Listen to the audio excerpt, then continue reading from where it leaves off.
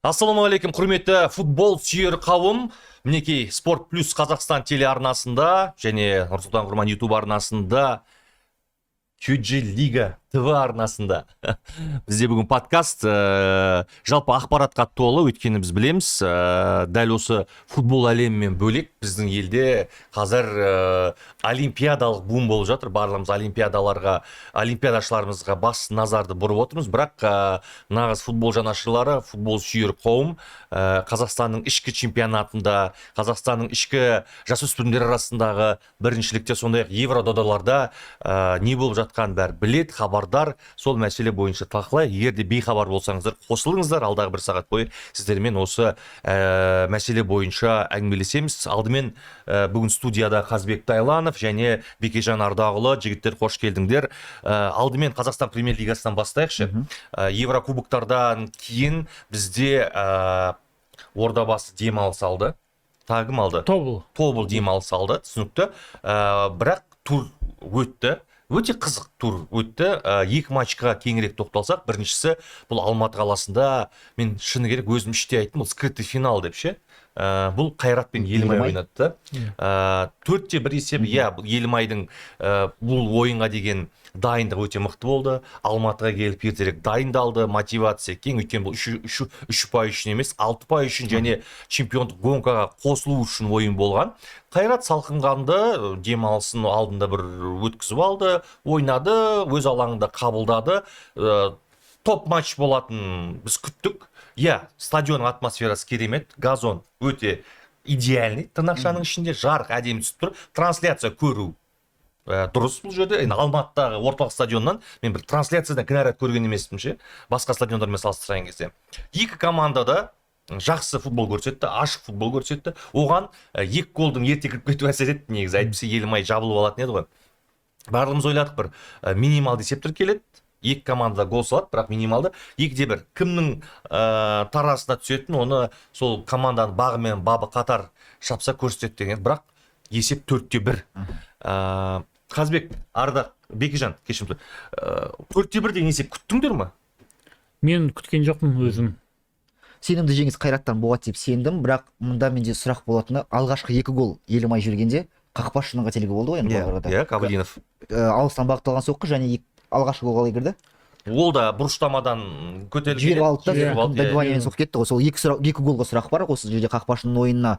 Егер сол 2 гол болмаса, ойын өрнегі тіпті бөлек болушы еді ғой негізі. Олай, бірақ шот на табло дейді ғой, 4-1 Қайраттың 3 ұпайы. Жалпы Қайрат меніңше осы чемпионаттың басты фавориті, өткен басқа клубтар. Қазбек Тайланов, Қайрат осы чемпионаттың басты фавориті. Неге дейсіз ба? Өткен басқа клубтарда көп проблема бар. Және де, мысалы, Ордабасына алып қарасақ, ол қазір Еврокубокпен басқа қатып жүр. Астана Еврокубокте басты мақсат Еврокубок топтық кезеңін қойды. Ақтөбеде жаңағыдай көп проблемалар шығып жатыр, ойыншылар кетіп жатыр, орнына келген ойыншылар жоқ. Сонда қалған Елімай мен Қайрат тұғын.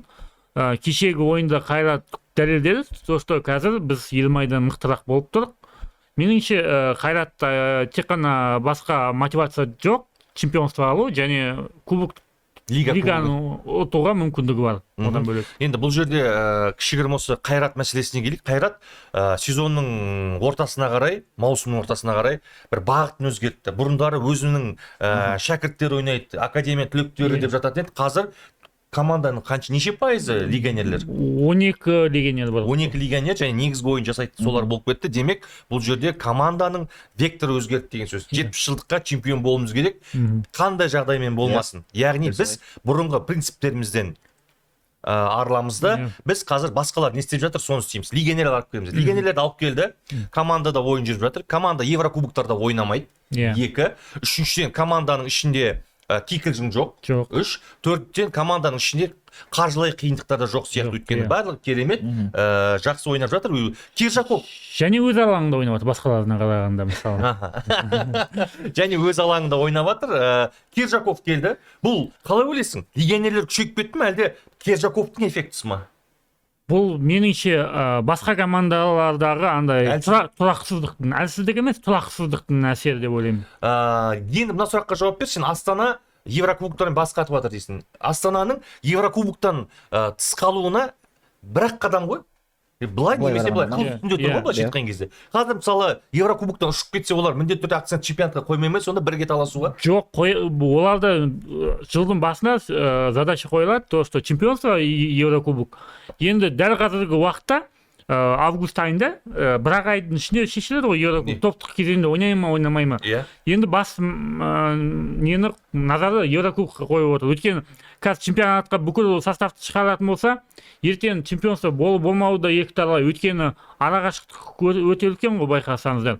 Сол себепті групповой этапқа шықса, Астанаға ол өте керемет. Қазақстан несі ұпайы үшін де және Астананың өзінің престижі үшін де өте керемет. Арақашықтық дегенде ұпай саны бойынша. Ұпай санының арақашықтығы Астанаға қаншалықты қазіргі таңда неше ұпай болып тұр қазір?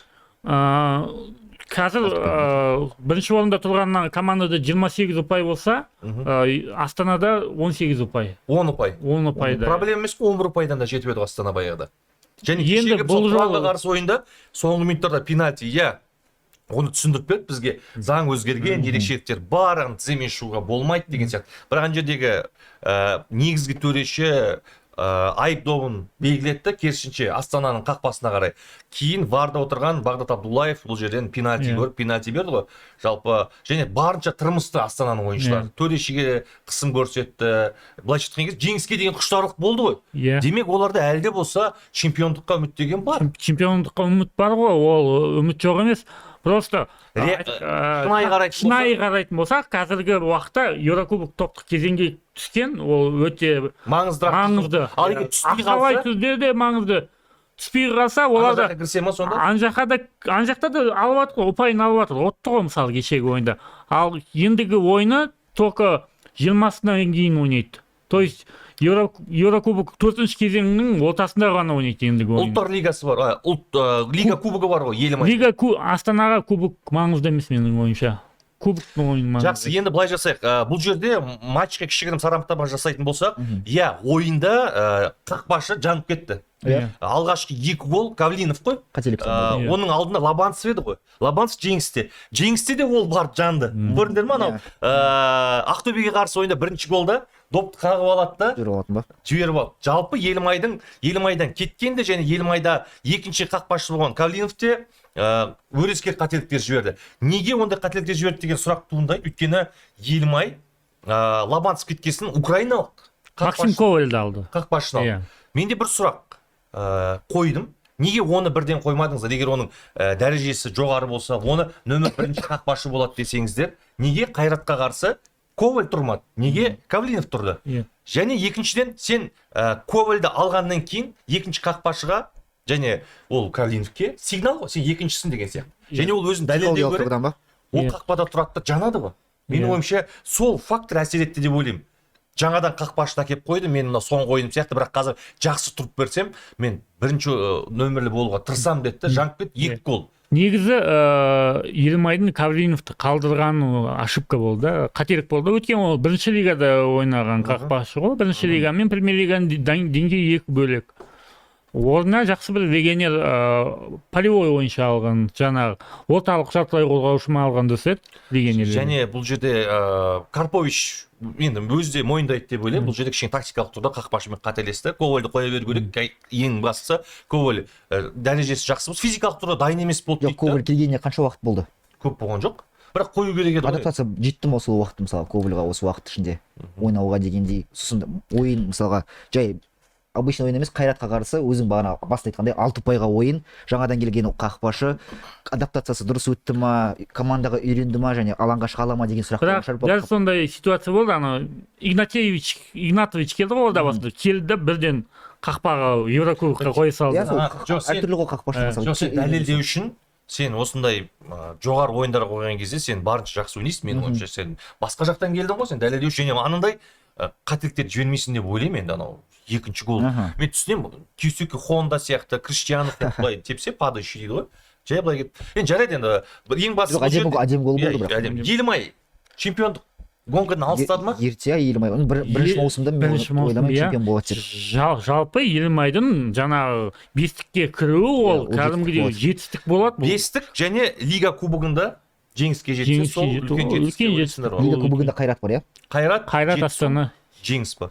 Қайрат, Жеңіс, Астана бар. Лига кубогы қайратқа бұйыратын сияқты ғой. Чемпионат ше? Чемпионатта қайратқа бұйырады. Дубль болады деп ойлайсың ба? Міндетті түрде. Осылай мерейтой маусымында қайрат бүкіл жеңіске жетеді ғой. Жақсы, осыны кесіп алып дайындап қояйық ертең. Жақсы. Бұл жерде енді бір матч 4-1 команда қуып жете алмады. Жеңіске тырысты, бірақ 2 гол жеп алды. 3-ші голды әдейі кіріп кетті негізі Үшінші қақпаға. гол кім еді? Жаңадан шыққан кім? Сорокин баспен олды, біреу. Бұрыштамадан көтерілді, 2 паспен кірген гол ма? 4-ші гол болды. Аха. 3-ші гол сол аяқпен. Ульшин салды. Жауап Пауланы ауыстырды. Иә. Жауап Пауланы ауыстырды. Ульшин салды. Контратакамен. Контратакада. Есім. Бұл жерде енді мысалы Қайрат гибке ойнап жатыр ғой. Бұрындар өзінің ойыны бар, солай ойнайды. Қазір қарсыласқа икемделіп ойнайды негізі. Сол негізі жалпы Қайрат андай мықты қарсыластарға өте жақсы. Икемделеді ғой соған қарсы. Ал егер мынандай команда жатып ойнайтын төменгі таблицадағы қарсыластарға қарсы қиын ойнайды қарсы. Өткенде жеңіспен өткенде ұпай жоғалтты, оның алдында тағы Қайсармен жоғалтты деген секілді. Тұранмен де жоғалтты. Жетісумен қиналып сөйтіп. Яғни автобусқа қарсы қиын ойнайды. Енді содан кейін айтпесе мысалы екі команда жақсы ойын өнерін көрсетеді. Өйткені Газон күшті болды маған. Газон ұнады, доп жақсы жүрді. Ойын көріп ләззаттанасын. Бұл жерде менде бір ғана сұрақ бар. Қазбек, Бекежан, сен де көріп жүрсің ғой. Неге Пайрозды кеш шығарады? Мен түсінбеймін жаңағы. Шықты, ойын күшейді, пенальтидан гол салды. Неге Пайрозға 90 минут сенбейді Карпович? Жалпы Пайруз кезінде де жас ойыншылардың арасындағы ең, мысалы біз қазір Дастан Сатпаев туралы жүз айтамыз ғой. Дастан Сатпаев енді өз ойына жетеді деген сенімдеміз. Пайруз да кезінде осындай ойыншы болды. Қарағандыдағы жұлдыз болатын деген жасөспірімдердің бірі осы Жанали Пайруз болған. Неге шығармады деп ойлайсың? Немесе бір ертерек шығар, менің ойымша физикалық деңгейі мысалға бұл ойыншының 90 минут ойнауға дайын емес. Немесе бастапқы бірінші минуттан бастап шығады, 60 минут ойнап береді. Немесе бұл Пайруз 60 минуттан бастап шаршап қалған қорғаушыларға қарсы ойнайды. Жалпы просто былай айтайын, Карповичтің ойын стилін білеміз ғой. Ол көбінесе жаңағы габаритін ойыншыларды жақсы көреді. Денемен физикалық мықты.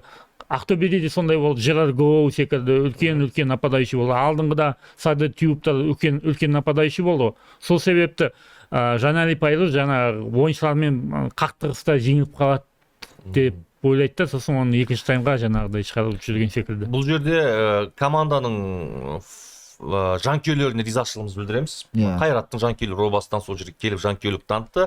Елімайдың жанкүйерлері, мысалы сол Алматыдағы жанкүйерлер, Семейден қосылғандар бар. Анау Мұхтар Әуезов атындағы драма театрдың алдында символикалық түрде Мұхтар Әуезовтің ескерткішінің алдында енді ол Семейдің тұлғасы, Алаштың ярышта ойнаған деген сияқты өте керемет болды. Бір-бірімен қырылмай, ұрыспай. Бір сектор жанкүйер болды ғой деймін, қателеспесем. Жақсы. Сондай Елімайдың жанкүйерлері болашақта мысалы әрбір сыталаңда болатын жанкүйерлер ғой, иә? Онда осы орайда пайдаланып қалсам, алдағы таңда QG лигада матчдай болады ғой. Алтай өз алаңында Елімайды қабылдайды. Енді арасы 200 километр ғой, матчдай. Сол үшін барша семейліктерді осы команданы қолдауға Өскемен қаласына шақырамыз. 17 тамыз күні сағат 16:00-де ойын болады. 14:30-да матч алдындағы белсенділіктер. Жақсы. Және тағы да қызық матчтардың бірі бұл Ақтөбе Жеңіс болды. Жеңіс өз алаңында қабылдады дегенмен, енді Қарағандыда ойнады ғой. Жеңіс алдыңғы ойындарда, мысалы, болса есеп тең болып тұрса, 1-1 болып тұрса, немесе 1-0 болып ұпай басымдырмай отырса, соңғы 20 минутта гол жібермей құтылып кететін. Фарт дейміз ба, әлде көптеген командалар жыны келетін, мысалы. Неге болып жатыр бұлай, неге соны қаншама мүмкіндіктерін пайдаланамайды, бірақ Ақтөбе сап кетті. Бұл ойында жеңіске ойнады. Бұлай ойынды қарасаңыз, Ақтөбеден жақсы ойнады негізі Жеңіс. Қаншама мүмкіндіктері көп болды. Мүмкіндігі көп болды Жеңістің. Бұл жерде Ақтөбе жаңа индивидуальный мастерство дейміз ғой, жаңа ойыншылардың деңгейі шешіп кетті. Сол Идрис Умаевтың алыстан тепкен добы голға айналып, сөйтіп Ақтөбе қазір бірінші орында тұр, қателеспесем, иә. Енді бұл жерде Самародовтың жоқтығы білінді ма? Байқалды. Бұл алдағы ойындарға қалай әсер етеді деп ойлайсың енді? Қазір бір ойыншы келеді деп жатыр, соны көреміз қалай ойнайтын. Бірақ Максим Самародов енді жергілікті түлек болғаннан кейін оның жоқтығы байқалады негізі жалпы. Енді бұл жерде Ақтөбенің жанкүйерлері де қаншама шақырымды артқа тастап келді, қолдап отыр, өте керемет. Осындай дүниелердің арқасында мысалы кеше елім ай келіп жатыр, қуанамыз. Және Ақтөбеге енді біз жаңа трансфер күтеміз. Самородовтың орнына кім келеді? келе жатыр. Және Ахматтан кеше бардық, көрдік. Адиевтің өзі қабылдап, қарсы алып, тілегін айтып, өсетін бұл үлкен жол, өзінді көрсететін транзит дегенде келтірді негізі. 1 миллион деп жатыр ғой? Құны 1 миллион. Самородовтың. Енді бұл қаражат түсті ма, түспеді ма, ол қаражат қалай игеріледі, алдағы уақытта біледі. Оны әзірге біз білмейміз. Жалақы жағынан қалай болыпты? Ресми ақпарат көздерін әзірге білмейміз. Сол ресми ақпарат көздерінен күтеміз енді. Бірақ Ахмат жақсы таныстырды.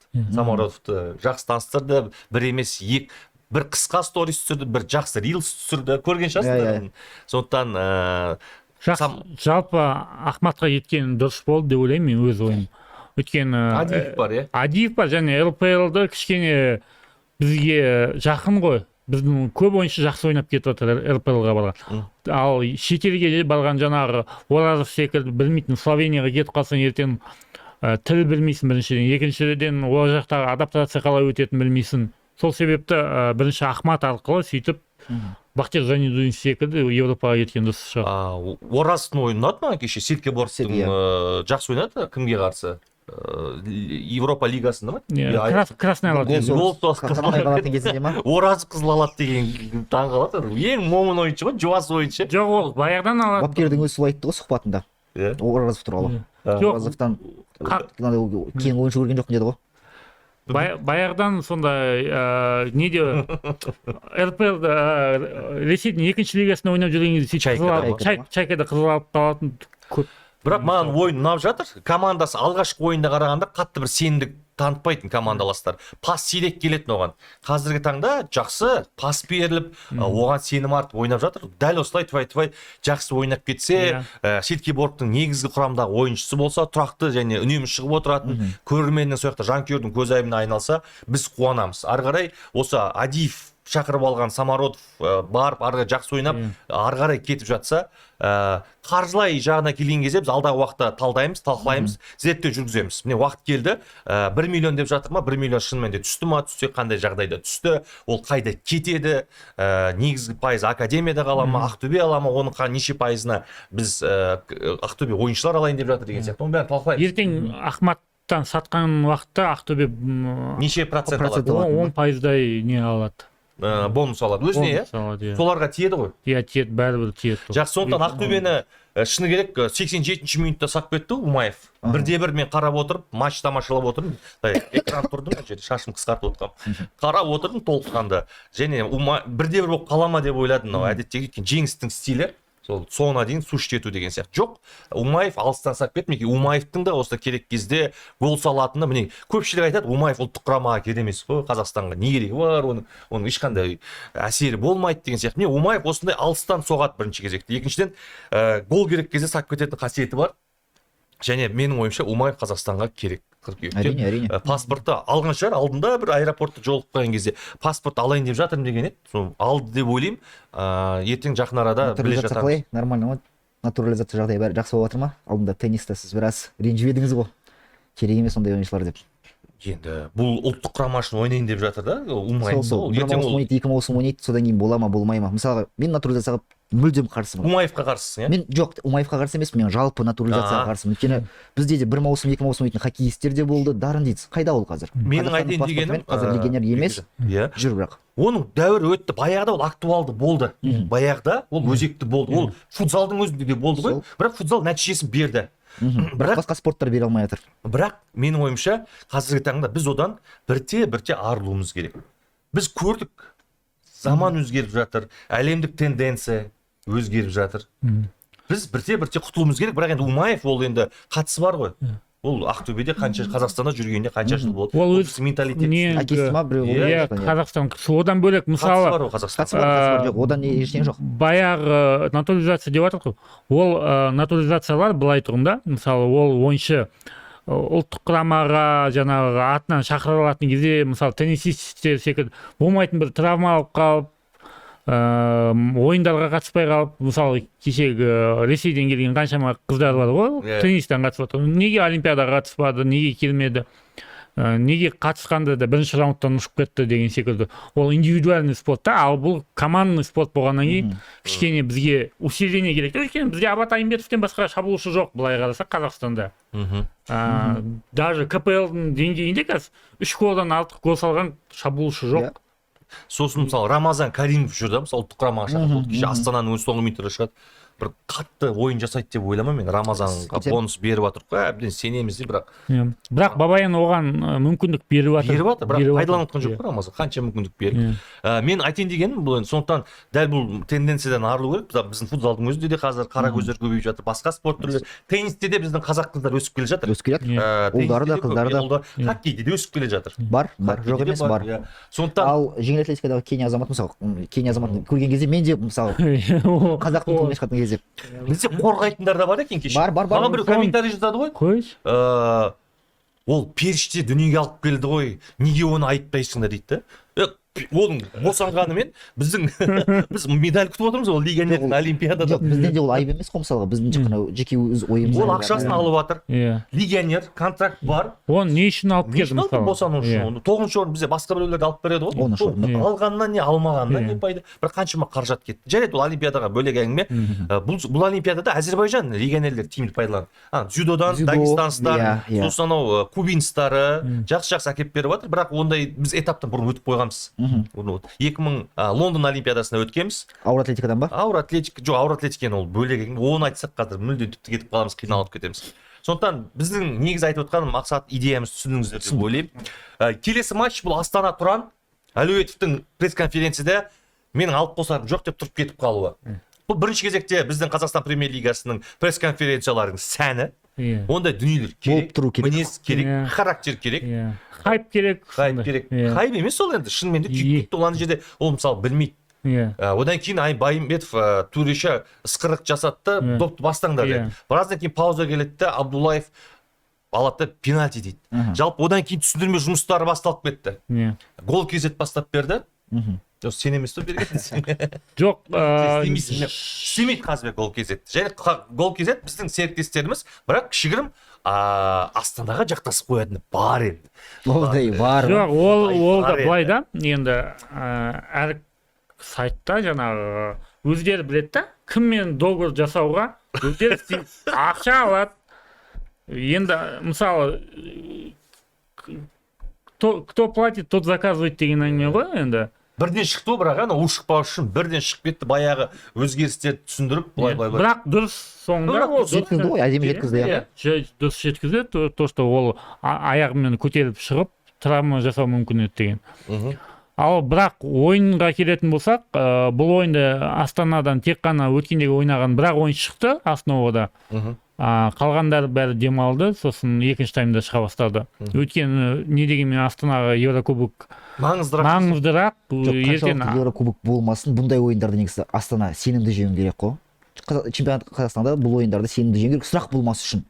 Еврокубок бірақ ішкі чемпионатта да ойыны болу керек. Бұл қазір бұрынғы Астана емес, баяғыда 3-1 өз алаңында ұта беретін еді барлығын, 4-0. Бұл үш составпен ба? Дәл қазіргі чемпионатта бізде легионерге отмена бар екен есте сақтау керек. Өйткені әр команда өзіне ыңғайлы күшейіп алды. Баяғыда мысалы 6 легионер шығады, 4-еу қазақстандық шығады да, 4-еуін жаңағы дубльден әкеп, бүйтіп құрастыратын еді ғой.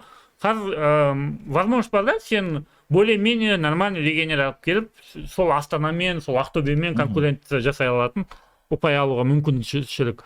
Қазіргі чемпионатта мысалы разгромный есептер жоқтың қасы аз, өте аз. 3 гол деген салу әр турда бір 2 команда салса салады, 3 гол салмайды одан артық. Жақсы, енді бұл матчта енді біз Тұран биылдыққа негізгі фаворит па ұшып кетуге? Чемпионаттан ұшуға ма? Менің ойымша Шахтер. Менің ойымша Шахтер тұрады. Мен Шахтердің жанкерімін, бірақ Шахтер ұшатын сияқты. Жарайды, түсінікті. Құрметті көрермен, біз білесіздер, орталық стадион дегенде YouTube арнамыз бар. Сол жерде бірінші лигаға ұшат дегеннен кейін біз бірінші лига жайлы да, лига кубок жайлы да подкаст түсіреміз. Ол міндетті түрде көріңіздер. Орталық стадион YouTube арнасында осындай спикерлер жиналамыз, сілтемесін мен қазір астыға описание қалдырып кетем. Ол жерде де көрсеңіздер болады. Біраз бірінші лигадағы лига кубогында қызықтар айтамыз. Және бағдарлама соңында мен өткен алғашқы бірінші лигаға арналған алғашқы подкасттың жеңімпазын да айтып кетсем де болады. Комментарий қалдырыңыздар үздік деген. Соны айтып кетем, соған жедесесін табыстаймыз. Жақсы. Бұл жерден Астана түсінікті. Жалпы осы Астанадағы Назми Грипши деген ойыншының ойыны қалайсыз? Ұнайды маған, жақсы ұнайды. Жақсы деген секілді, осы Астана соңғы кездегі ең жақсы трансфердің бірі деп ойлаймын. Соңғы кездегі, иә. Иә, соңғы осы 1-2 жылдағы. Қызылжар Жетісу 2-1 және Атырау Қайсар 2-2. Атырау соңғы пенальти берді, соңғы секундтарда жеңісті қолдан беріп алды, 2-2 болып кетті. Енді түсінікті, Қайсар да соңына дейін ойнайтын команда, Қайсарға да ұпайлар керек, олар алғашқы алтылықта аяқтағысы келеді маусымды. Тамаша. Атырауға қонақта тең ойнап беру деген менің ойымша бұл жерде Қайсардың жетістігі. Атырау 2-0 есебінен кейін 2-2 қылдыру.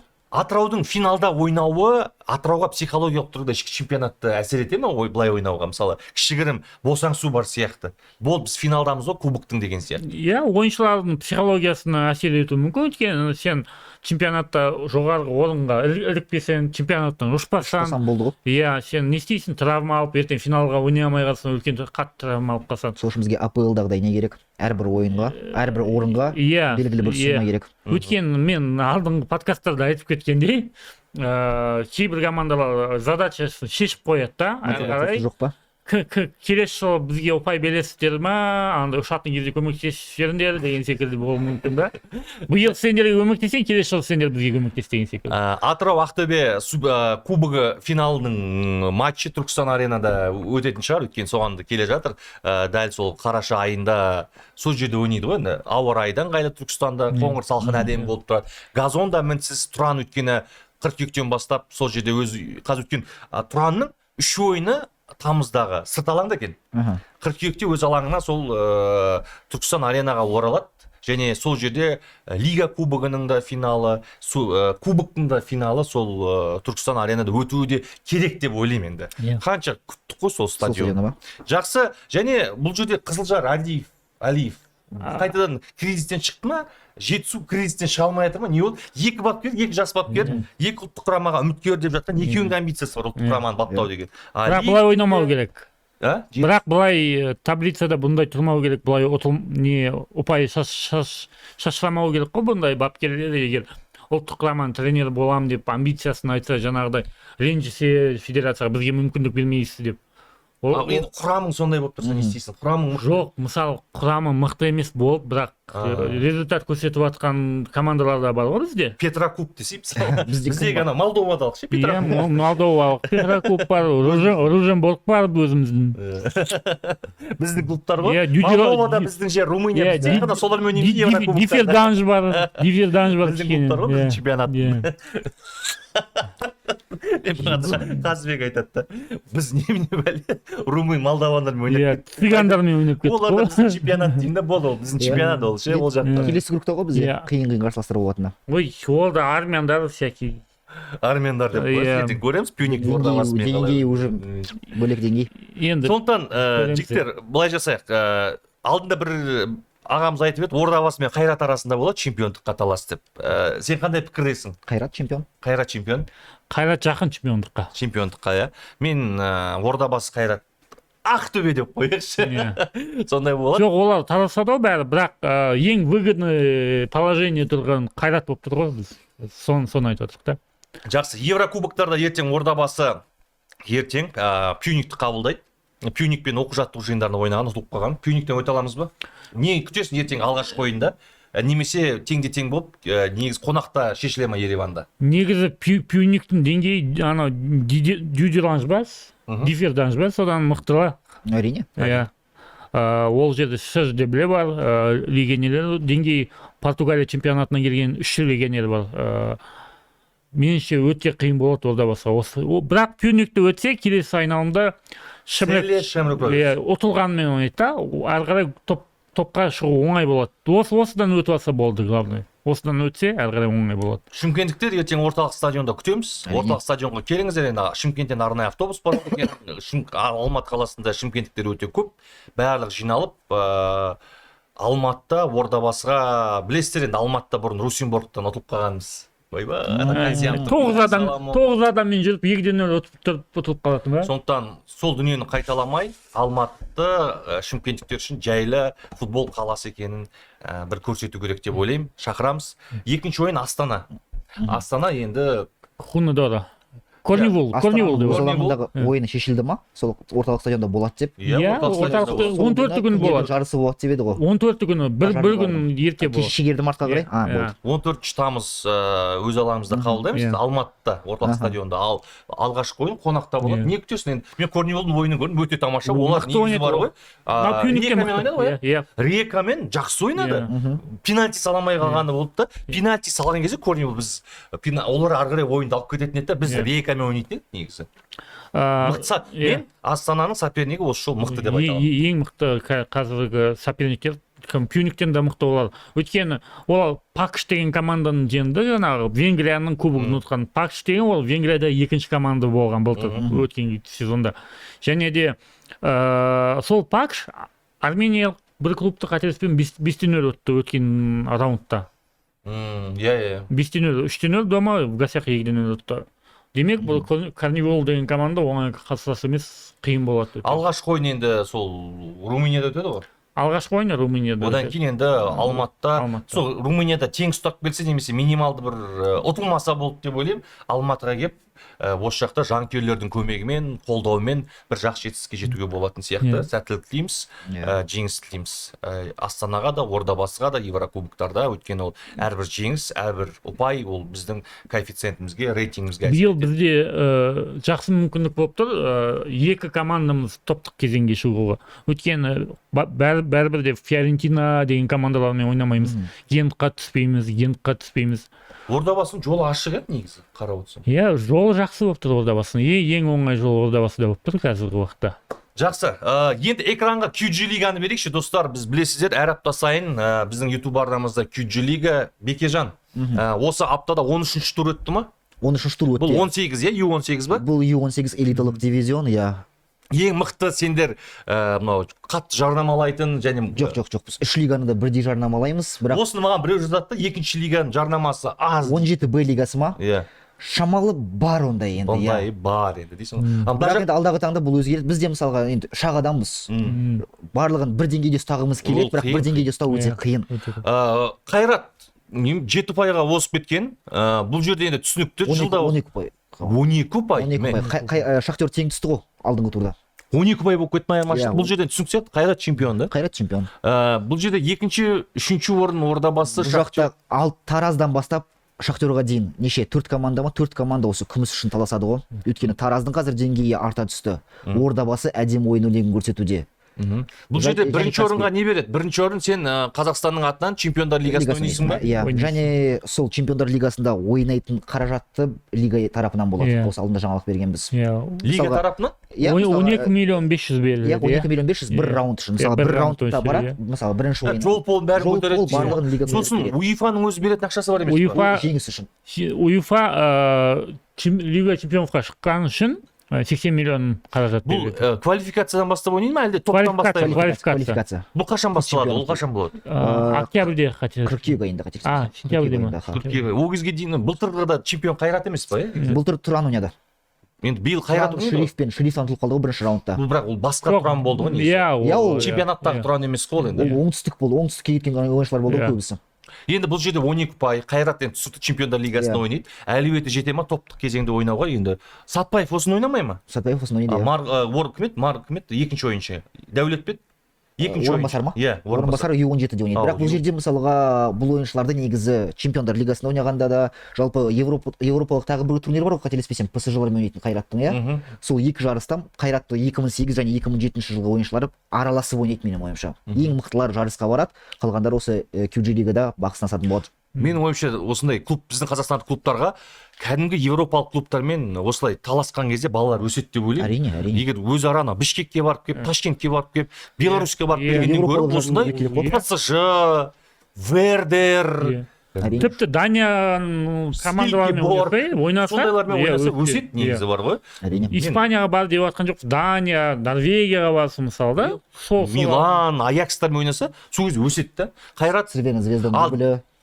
иә, Цервена звезданың екінші құрамы деген сияқты ғой.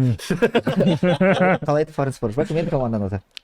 Анау Шахтерға ештеңе жоқ бұл жерде, екінші орнаған, үшінші орнаған командаларға. Медаль. Бұл жақта медаль және Иә. үштікке түсуі бұл да үлкен жеңіс. Ол Тәжірибе. бұл командалар үшін. Және иә. олардың басшыларына да отчет қиын. Әрине. Жақсы ғой, ойбай Иә. біз мынандай аяқтадық Иә, деген сияқты.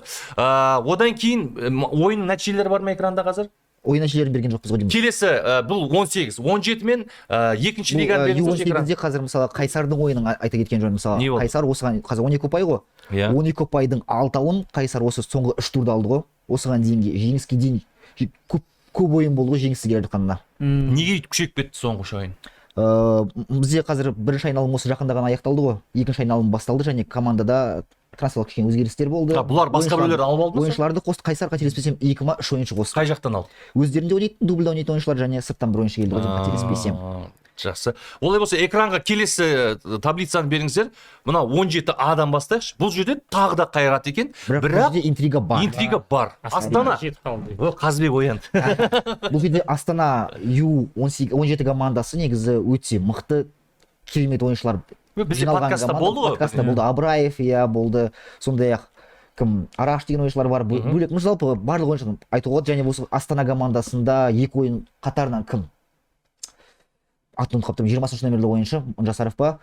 Сухой лист соқты ғой. Угловойдан 2 тур. Енді бұл алғашқы екінші айналым басталып жатыр ғой бұл жерде. Екінші Бірінші айналым айналым Қайрат Астана қай жақта өтті матч? Алматыда 3-0 есебімен Қайрат жеңіске Енді жетті. Астана өз алаңында Қайратты қабылдайды. Бұл бірақ соңғы турларда болатын шығар, әлде жақын арада бола ма?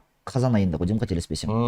Ал бұдан жеңіске жеткенге не беріледі? Медаль, кубок. Медаль, кубок Медаль, беріледі. кубок, алтын медаль кубогы беріледі. Екінші орын, үшінші орын күміс. Бұл жерде Ордабасы да 3-те келе жатыр екен. Бұл екеуінде де 3-те. Жоқ, Ордабасының 2 жас әдемі келе жатыр. Иә, 2 жасты. 18-де, 17-де Иә, қатар жас келе жатыр келе. ғой. Қалаған командаларды мысалы қарайтын болсақ, және Каспийді айтуға болады. Каспийда топ 5-те 2 жас санаты бойынша. Ал қалған командалар мысалы Шахтердің U18 2-ші орында болса, бұл жерде ойынның 7-ші орында. Бірақ және турнир кестесіндегі егер айырмашылықты қарайтын болсақ, 5-ші орын мен 11-ші орынның арасы 4 ұпай. Сол үшін жалпы интрига бар. Жалпы былай жастардан талантты басқа, Қайраттан басқа қай клубтардан көп шығып жатыр? Әр командада жоқ дегенде бір талантты ойыншы да бар. Мысалы Астанада жаңағы U17-ні қарайтын болсақ, 5-6 ойыншыны атап өтуге болады. Және бұлар осы QG лигадағы ойындардың арқасында апталық цикл дейміз, жалпы ойын трансляциясы Huddle Wisecout бағдарламасының арқасында Астана U17 сапында кезінде ұлттық құрама U17, U16 жасына шақырылмаған балалар биыл мүмкіндік алды. Абраев та шақыртылды, басқа да ойыншылар. Олар Ташкентке барып, Абраев жақсы ойнап қойды. Бірінші ойын. Иә, Өзбекстанда ұтты. Молодцы. Бұл енді ұлттық, мен ең бастысы әр клуб өзінің пайдасы үшін өмір сүреді ғой бұл жерде. Әрине. Балаларын өсіріп жатыр. QG лига төлеп береді, жолын, гостиницасын, дұрыс, әдемі, шүкір, формалары бар, балалар өсіп жатыр да. Бұл жерде жанкүйер ретінде U17, U18-ден ертең құрама жасақталады. Ойына шықса ғой, әрине. Соған пайдасы бар ғой, әрине. Балалар өседі, бір психология. Оны біз алдағы 3 жылда көретін, алдағы 3-5 жылда көретін боламыз. Ол ойыншылар қазір мысалға U18 жасы санатында ма 3 жыл өтеді, 20-21 сол жасқа келетін ойыншылар ғой. Негізі біздің осы QG лиганың көрсеткішін біз неден көреміз? U17-дегі результаттан U19-дағы результат. Бірақ қазіргі U17 емес, мысалға 1-2 жылда тастап артқа кеткен. Қазір олар апталық циклға енді кірді, бір жыл өтті, екінші жылдың өзінде қазірдің өзінде пайдасы бар. Мысалға ойыншыларды жекелей қарайтын болсақ, жаңа өзің сұрадың ғой, осындай талантты ойыншылар Қайраттан басқа командаларда бар ма деп. Дастан Сатпаев мысалы Қайрат командасында биыл негізгі командада дебют жасады, 15 жасар ойыншы. Ал Ақтөбе командасын алатын болсақ, былтыр Уманиязов сынды ойыншы болды. Уманиязов тек қана КПЛ емес, тек қана кубок емес, тек қана бірінші лига емес, биыл Уманиязов конференция лига кубогында Ол былтыр QG лигада. Иә, былтыр QG лигада ойнады, биыл лига конференцияда қателеспесем 85 минут алаңға шығып жатыр. Маңызды ойын, серия пенальтиға шейін жеткен. Ақтөбедегі ма? Сараеваға қарсы. Иә, Уманиязов QG лигада былтыр ойнап, биыл осындай деңгейге жетуі мысалға керемет көрсеткіш деп ойлаймын. 17Б-да оңтүстік 1-де келе жатыр екен. Демек олар келесі маусымда аға өтеді ғой. Жоқ, бізде ондай ауысым жоқ қой. Соңғы орындағы команда кетіп қалады, бірінші орынға кіреді деген. Бұл жерде екі талап бар QG лигада ойнау, элиталық дивизионда. Медиа? Ол инфрақұрылым және спорттық көрсеткіші. Мысалға, оңтүстіктің спорттық көрсеткіші былтырдан бері керемет. Олар маусымды былтыр қанша 5-6 орында аяқтады. Ойыны әдемі болды. Бірақ оларда медиа сүйемелдеуі және регламент талаптарына сай келуі сұрақтарды келтірді. Бірақ қазіргі таңда оңтүстік командасына үлкен респект, медиа командасына, жалпы ойыншыларына да, басшылық құрамына да барлығын дұрыстап, қазіргі таңда медиа жағынан өте алғы орындадағы командалардың бірі ғой. Жақсы, түсінікті. Енді бомбардирлер түсірмегендерді берейікші экранға. Бұл жерде екеуі тұр, бағана Дастан Сатпаев, қателеспесем. Сосын тағы келесі кім? Экранда тұр еді ғой. Дастан Сатпаев және Орынбасар Дәулет. Орынбасар Дәулет. Бұлар екеуі де Қайраттың ойыншылары. 18-дегі, U17-дегі. Да. Дастан, мысалы, қалай ойлайсың, ертең Қайрат жеңіспен ойнайды деген сияқты, мысалы, әлі жүрді, дәл бұндай жастағы ойыншылар бір жаққа сатып жібереді, немесе негізгі құрамды ойната береді ғой. Қайрат қатты ұстап қалмай ма, ойыншыларын осылай біразға дейін кептіріп алмай ма? Қалай ойлайсың? Мысалы, жасында жарқылдап тұр, мүмкіндігі бар, тез жіберіп ашылсын деп. Кезінде сөйтіп кімді ұтып алды ғой? Ғалымжан Кенжебек қазір мысалы уже жоқ, контракты жоқ, клубы жоққа, жеңістен де кетіп қалған. Көп ұстамай ма? Осы Қайрат ертең тиім сатамыз деп, мысалы, бабы келіп тұр, жасы келіп тұр, ұсыныс бар. Басқа жаққа жібер, немесе негізгі құрамда ойната бер. Енді бұл ойыншы қазіргі таңда 15 жасында жастар командасында ойнап жатыр, олдың өзі жетістік. Ал ерте шығарудың да қажеті жоқ деп ойлаймын менің ойымша. Және Қайраттың қазіргі өзің бағана айтқан векторымен бұл ойыншылар сәйкес келмейді. Биылғы маусымда енді шықпайды ау. Келер маусымда егер кезіндегідей Қайрат қайттан өз ойыншыларына көшетін болса, онда бұл ойыншылар жоқ дегенде 2 маусым аралығында негізгі құрамда, жоқ дегенде 1-2 ойын маусымда өткізіп тұрады. Ал бастапқы уақыты сол Қайрат жас командасында өтеді. Сол 17 жасқа дейін. Бұл сол Қайраттың академиясында контракт солармен ғой, әлде жеке агенті бар ма? Жоқ, Қайратпен деп ойлаймын. Ол жаққа біз кіріспейміз. Негізі мен ойлаймын Қайраттың өзімен деп ойлаймын. Жалпы мысалы бізде қазір байқап жатыр, Қайрат бүкіл возрастты алып жатыр да. Ол Қайратқа примерно кішкене болса да жақындайтын клуб бар ма қазір Қазақстанда, именно ойыншыларды дайындау бойынша, не бойынша? Қарсыластық бойынша ма? Қарсыластық бойынша, иә. Енді жоғарғы дивизионда көріп тұрмыз, 18 жас санатындағы командаларды қарайтын болсақ, Қайратқа тең келетін қарсылас жоқ. Оны шындықпен айту керекпіз. Өйткені 12 ұпай дегеніміз ол өте үлкен айырмашылық. Ал егер мысалға келесі жас санатына өтетін болсақ, U17А санатына Астана командасы әдемі келуде және чемпиондыққа таласады. Ал дайындығы бойынша енді шын айту керек, Қайратқа тең келетін команда жоқ, өйткені бізде академия жоқ Қазақстанда. Оларда U17-лер ойнап жатыр, иә, 16 емес. Кімде? Қайратта. Өйткені бір кездері болды оларда, мысалы төмен ойнайды. Бұл жақта аралас. Мысалға Дастан Сатпаев қайталап айтайық, 16 жастағы ойыншы U18 командасында ойнайды. Олар негізі Орынбасар екеуі бір командада ойнайтын ойыншылар ғой. Дәулет Орынбасар деген Ордабасыдан келген ба? Бір жақтан Тұранда болды. Енді дұрыс контракт ұсынады ғой енді Ордабасы. Қайрат ата-анасын айтады, жайлы жер, жайлы академия, келісім шарт отырады, тұрақты осы бастан балаң өседі деген сияқты. Бүкіл негіз мықты ойыншылар Қайрат жинап алады да, ертең бұл алысқа стратегия ғой, мысалы, ертең бүкіл негізгі ойыншылардың бәрі Қайраттікі болады, ертең бүкіл клубтар Қайратқа ақша төлейін деп тұр ғой. Тәуелді болып қалады дейсіз ғой. Тәуелді болады сияқты ертең. Бірнеше жылдан кейін бүкіл мықты ойыншылар топ барлығы Қайратта. Олар барлығын береді, арендаға береді, сатады. Арендаға берсе сатады. Барлығы ақша Қайраттың академиясынан түседі. Бұл да ұзақ стратегиялы бизнес қой. Бізге сондай тағы бір клуб керек, андай конкуренция болу. Аякс пен ПСВ секілді, мысалы, Фейнорд секілді сөйтіп кішкене конкуренция болады. Әдемі чемпионат болу үшін жоқ дегенде. 5 команда керек, осы академиясы бар, векторы бар, мысалы, юношеский командасы дейік, академияда ойнайтын дублі және негізгі құрам. Ертең Атлетико Мадридтің академиясы ашылып отыр ғой, мысалы. Алматыда ма? Олар ойнаймыз десе ойнай ма сонда? QG лигада ма? Шын айтсам, бұл сұрақ мысалға Атлетико Мадрид ойнайтын болса да, мысалы. Негізі қызықты болушы еді ғой. Иә. Сонда тағы біреу ашылса, мысалы, ана жақ Барселона ма? Барселонаның академиясы, Атлетиканың, Қайраттың Ордабасының академиялары. Академияға қарайтын болсақ, бізде жаңағы екі егер неге келетін болса, инфрақұрылымы болатын болса, өзінің жаттығу жасайтын жері, стадионы ойнайтын және басқа регламент талаптарына сай келетін болсақ, қарастырып көретін шығар басшылық. Атлетико Мадрид басқа қайда барады? Қай жерде ойнайды? КПЛ-да ойнамайды. QG лигаға келеді деп ойлаймыз. жақсы емес па Атлетико мүмкін Мадрид? иә жоқ әдемі болушы еді, бірақ бұл жақта Қандай біз формада жүрсе де. футбол орталықтарының жарысын дамытпау керекпіз ғой. Футбол орталықтарының жарысы бар. Жақсы. Енді құрметті көрермен, біз бүгін өздеріңіз көрдіңіздер, Қазақстан Премьер-лигасының туры, қызыққа толы турын талқыладық. Екіншіден біз Еврокубоктағы командаларды талқыладық, QG лигаға кеңінен тоқталдық. Және мына орталық стадион деген арнаны білесіздер. Соның жеңімпазын мен Инстаграмда айта салайын, айта салсам болады ғой. Және мен оны неге де тағайындаймын. Кешеде выпуск шықты, неге шығарылым, күмәнді нәтижелер деген. Сондықтан бір көріп, бір шолып өтсеңіздер де болады. Ал алдындағы біздің подкастта біраз жақсы қаралым жиналыпты. Оны да мен айтып кетсем бола ма? Ол жердегі мен үздік комментарий дегенге мен бір өлең арнапты бір бауырымыз. Соны жасағым келеді. Мына есімі Батырбек Құрақбаев деген азамат. Батырбек Құрақбаев, маған инстаграмын білесіз, инстаграмға жазыңыз, сіздің комментарийіңіз маған ұнады. Біраз өлең шумақтарын арнапсыз, бірақ өлең шумақтарын арналған жеңімпаз осы жолы ғана болады. Келесі жеңімпаздар басқа кәдімгі сапалы, саналы подкасттарда, комментарийлардан күтеміз. Ол каналдың сілтемесін қалдырдым. Жақсы талқылаулар болды дегім келеді. Жігіттер, рахмет. QG лиганың келесі туры қашан?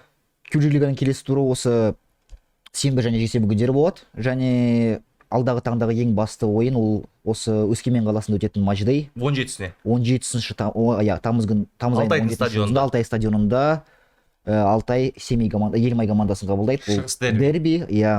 Және бұл ойында бізде Садриддин сынды әнші өнер көрсетпек. Ән кеші өтеді. Жалпы және ойынға дейін алдындағы матчдей бағдарламалар және ойын барысында бізде түрлі розыгрыштар болады. Сол үшін Өскемен Семей қаласының тұрғындары, қонақтары міндетті түрде осы күні ойынға келіңіздер, күтеміз. Жасөспірімдерге қолдау қажет қой. Рахмет баршаларыңызға. Каналға жазылыңыздар, пікір білдіріңіздер.